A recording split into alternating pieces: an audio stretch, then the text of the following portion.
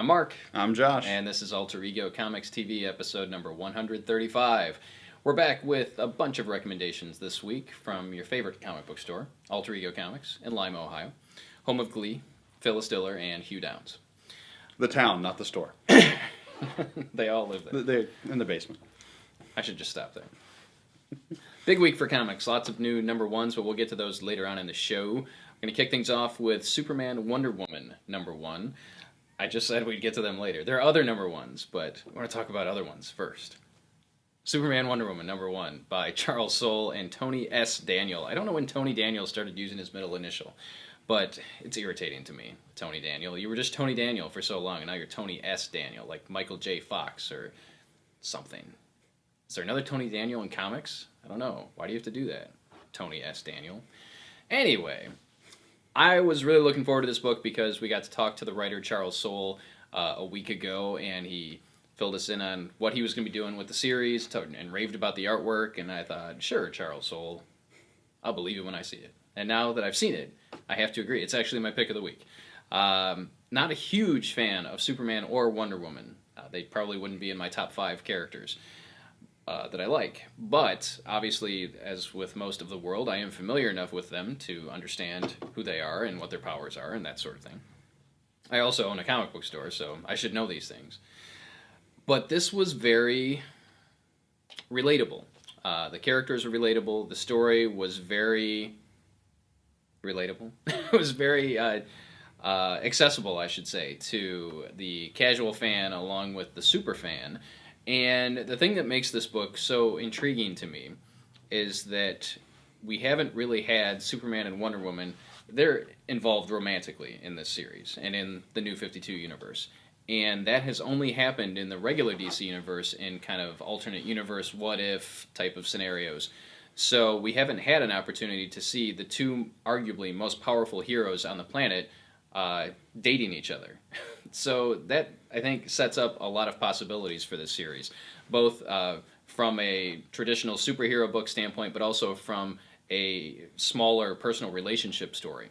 So that's what we're getting, at least in the first issue. We're getting kind of superheroic scenes intercut with more private moments where they're on a date or they're going out on a date, and they're basically adjusting to life as a couple in this world where everybody wants to know everything about everyone, especially the superheroes. And you could kind of see that that's a reflection of our current world with celebrities, where everybody wants to know everything about celebrities night and day, but they don't necessarily want to share everything. And that's what these two are doing. So the story, it's a first issue of an ongoing series, so there isn't a whole lot of meat, so to speak, but it was enough that it has me intrigued. I want to check out future issues. And I must compliment Tony S. Daniel on his artwork because it has kind of evolved over the years. I first kind of became aware of his artwork when he was working on Batman, and his style has changed and evolved, and for my money, this is the best looking book of the week.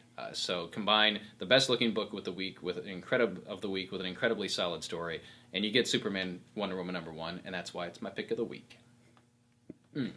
Next up, over on the other side of the aisle, we've got a twofer, starting with Thor, issue 14. This is part 2 of the Accursed storyline involving Malekith, the Dark Elf, and it's just awesome. The reason it's not a whole pick all by itself is because I tell you about it every week and you still don't believe me, but Thor made me laugh out loud this week. We had great moments with Volstagg. Thor got his own kind of Lord of the Rings team to follow him around, made up of people from different parts of the 9 realms. That was awesome and humorous, and there's a great new character in here that I just love the heck out of. So, succinctly, Thor is still good, and you should be reading it.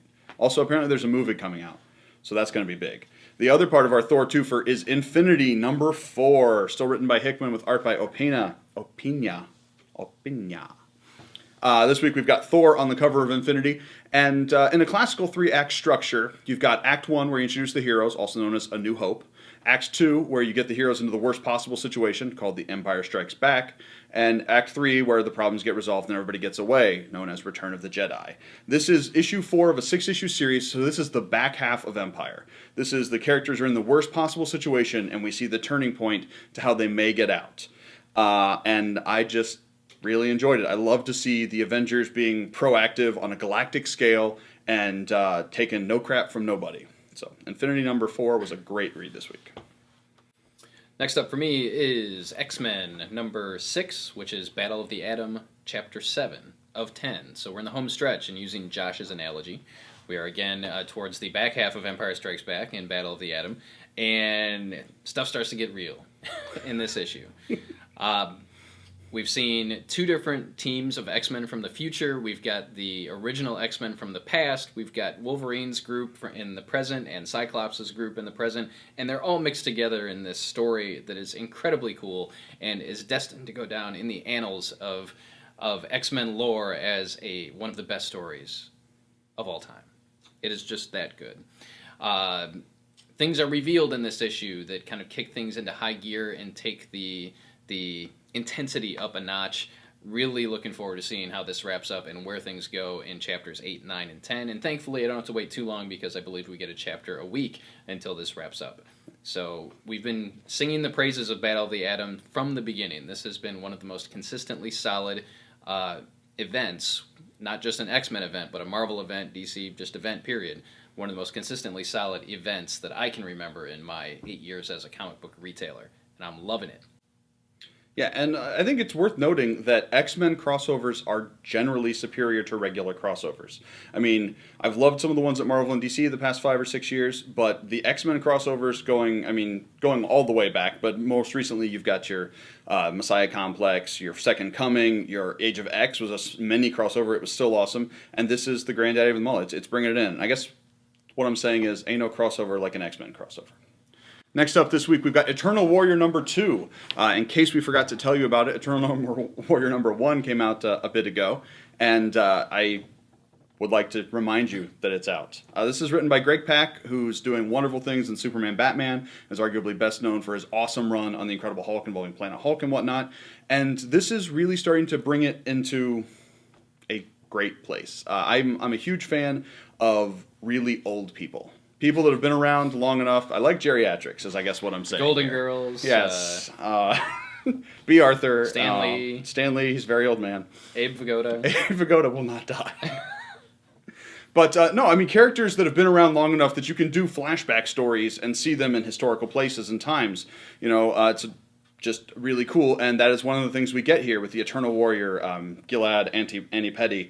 We see, current stuff involving his daughter and the consequences of his actions, but we also get cutbacks to just after the Civil War, other adventures throughout time, and it's just a lot of fun to see both the evolution of the character and to see how he reacts to different time periods and different cultures. So if you're enjoying the Valiant universe, or if you just like books that are good, Eternal Warrior is definitely worth a look. I would even go so far as to say if you're a fan of the Highlander franchise, you would probably dig the heck out of Eternal Warrior.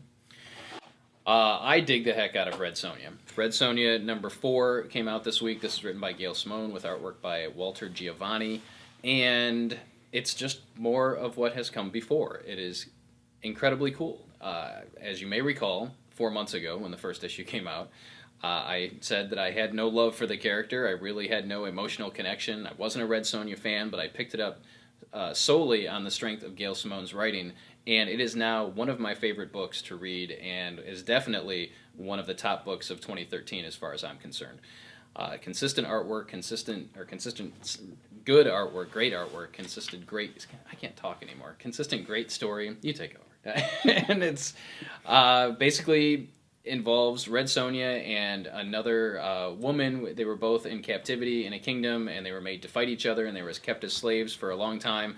They were set free by a good king, and Sonja goes off and kind of is around, works for the king, just enjoys life, and then this other woman comes back, and she has turned completely evil. She kills the king, and now she's ruling over the kingdom, and she has poisoned Red Sonja with some plague that we don't know a whole lot about. But so the last issue and this issue are Sonja dealing with the symptoms of the plague and being on the brink of death, and she's got these 2 young girls that have been sent to be her bodyguards who are trying to save her, and they have to fight bad guys, and it's just so action-packed and written extremely well. I don't know what else I can tell you other than if I was not a fan to begin with and really could care less about sword and sorcery, as Josh reminds you so often, and I think this is one of the best books of 2013, then you should check it out. Absolutely. And I just heard that we're going to get a Red Sonja Conan crossover sometime probably early next year with two competing companies. So you've got Dynamite publishing Red Sonja, you've got Dark Horse doing Conan, and Simone is writing the Red Sonja stuff. Brian Wood, who's the current Conan writer, is writing the Conan stuff, and I'm truly looking forward to that. Two top-notch writers with two characters that I kind of sort of could care less about, but have suddenly fallen in love with. Next up this week, we've got the start of the run of number ones. Start of the runs. Excuse me. Mark will be gone for a moment. But first up, we've got Coffin Hill, number one from Vertigo. This is written by Caitlin Kittredge with art by Inaka Miranda. Marijuana? Yes. Coffin Hill is a very cool story. Basically, you've got your old East Coast Salem era family steeped in power, wealth, and dark magics, and bad things happen. It's the Kennedys. It is the Kennedys. And one of their brood kind of rebels against the family when she's young and gets involved in some darker witchcraft, or maybe steals power she's not ready for. That's Maria Shriver. No. And this is a kind of story we have not heard. I mean, we've heard a number of times before. The twist that I like in Coffin Hill is we also see stuff that happens later. The core line of the story is set in the present day, where this girl who was once a wayward person mixing with dark witchcraft has become a cop. And you see flashbacks between her misspent youth and her family and the present and the police stuff, and it's really interesting. I like the juxtaposition, and I think it's a lot of fun if you like Constantine or Fables, anywhere where magic has a cost. I think this is a great pick for you. Okay, another number one this week, Rocket Girl, number one from Image Comics, written by Amy Reeder with artwork by Brandon Montclair, and this is just another cool kind of sci-fi action story. In the future, the people that are the police are children because they are uncorruptible and are good and that sort of thing. So it's Ender's Game. I guess so. So we've got a future where the children are the police, and I think once they turn 15, they're out. So that alone makes for some interesting storytelling, because you've got the chief of police is 14 years old or 15 years old. Now there is a scientific agency set in the past, or a scientific organization that is messing around with time travel, and so we get Rocket Girl, who is in the future, has to come to the past and try and set things right, as we've seen many times in film and TV and comics before. But this one has a totally different feel to it. She's got that fish out of water thing that people loved about the Thor movie, and you love about anything where you have Crocodile Dundee, for example. So Rocket Girl is set in our time, and she's working with the very beginning of this scientific organization that eventually kind of goes rogue. So not a whole lot to go on in the first issue, but enough that I enjoyed the heck out of it, and I'm looking forward to the next issue. Next up, continuing the number ones, we get 3 number one. This is published by Image, written by Kieran Gillen with art by Ryan Kelly. Is that right? Yep. Okay, because they don't actually have credits, they just have a bunch of names, and I'm assuming Ryan Kelly is the artist. Gene Kelly. Gene Kelly. He's going to dance on the ceiling and then draw some Spartans. So 3 is a sort of companion story to the classic Battle of Thermopylae, to the story of 300. 300 was an amazing comic and arguably an even better movie, but it wasn't really accurate in a historical sense. And 3 does a great job of kind of showing you what we've seen, taking the myth and the legend of the Spartans, and while still respecting it, also pointing out where it is perhaps flawed and outright lies. And it's just a lot of fun. You see, instead of having 300 Spartans, the story is about 3 slaves, essentially people without rights in this culture. And it's about the juxtaposition of history and storytelling. And also, it's a lot of fun. It's got blood and gore and epic heroism and normal, everyday heroism. So, Kieran Gillen knocking it out of the park on 3. Very excited. Great for those of you that enjoyed 300, or those of you that thought 300 was not sufficiently historically accurate. And maybe even those of you that are reading Uber right now, since that's also written by Kieran Gillen. Also war-based. I like it. Involves war, yes. Okay, so The Walking Dead. This is Walking Dead Day, Walking Dead Week here at Alter Ego Comics and around the world. Because the TV show comes back for the 4th season on Sunday, and the comic book is celebrating its 10th anniversary. Today, actually. Happy birthday, Walking Dead.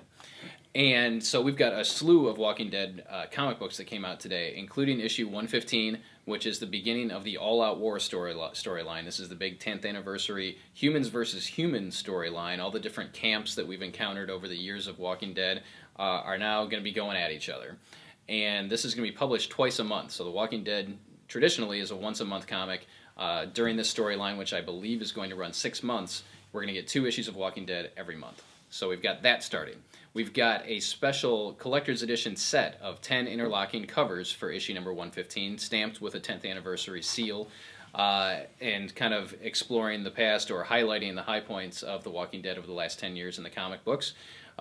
It's 10 covers. It's available at store. We only have a handful, so by the time you see this, we may not have any, but it's a very cool thing you can pick up. We have a special colored edition of Walking Dead number 1. The comic is in black and white. It's never been published in color before. At least the first issue hasn't. And this is an oversized edition, colored edition of issue number 1, plus the original pitch that Robert Kirkman and Tony Moore submitted to Image Comics for the series, plus an interview with Robert Kirkman and Image publisher Eric Stevenson, and it just looks super duper cool. 10th anniversary special.